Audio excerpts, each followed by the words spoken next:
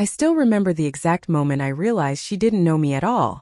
It wasn't a scream, a fight, or a tearful confession. It was a single text sent from her phone that made my chest tighten as if someone had slammed a door in my ribs. I can't believe I've been living a lie with someone so ordinary.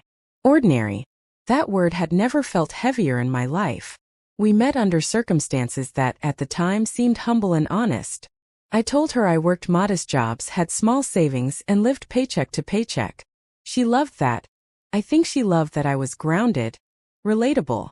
But I wasn't lying in the way she imagined. I let her believe I was poor because I wanted to see if she could love me for me, not my wealth, not my position. I ran the company she now worked at, her company. The irony was brutal. For months I played the part.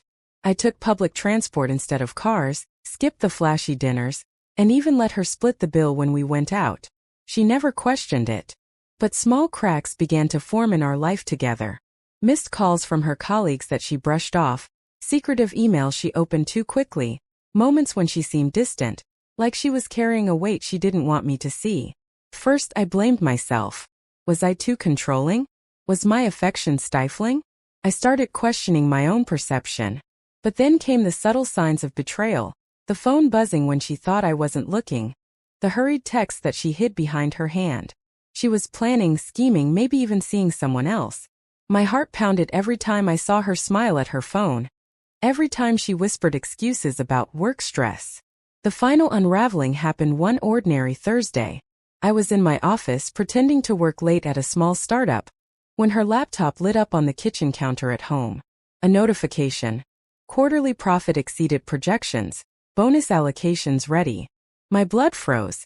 She'd accidentally left her work account logged in at home. I didn't need to open it. Everything spilled out in that moment.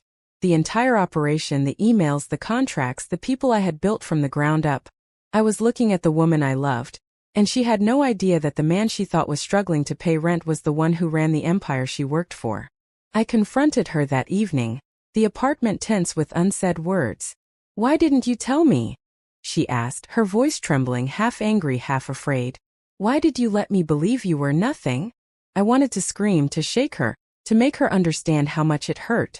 "Because I wanted to see if you loved me, not the man behind the company," I said.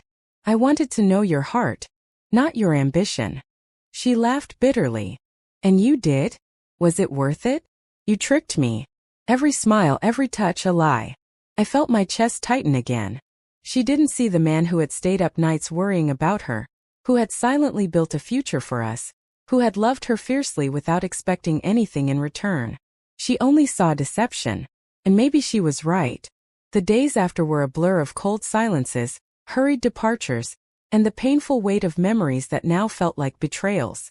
I remembered the dinners she said she loved, the nights she fell asleep in my arms, the plans we whispered about for a family. All now tainted by the knowledge that she had loved a version of me that never existed. Yet, amidst the heartbreak, I felt clarity. I couldn't force her trust back, and I couldn't stay with someone who felt betrayed. Even if I had acted out of love. The confrontation was the turning point. Not a battle to be won, but a truth to be faced.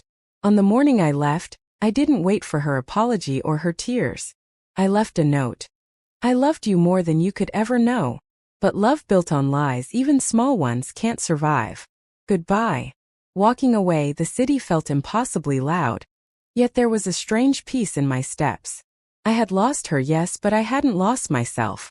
And for the first time in months, I breathed freely, knowing that honesty, even when delayed, had its final victory. Self-respect. Sometimes I wonder if she ever looks back and realizes the truth. I hope she does.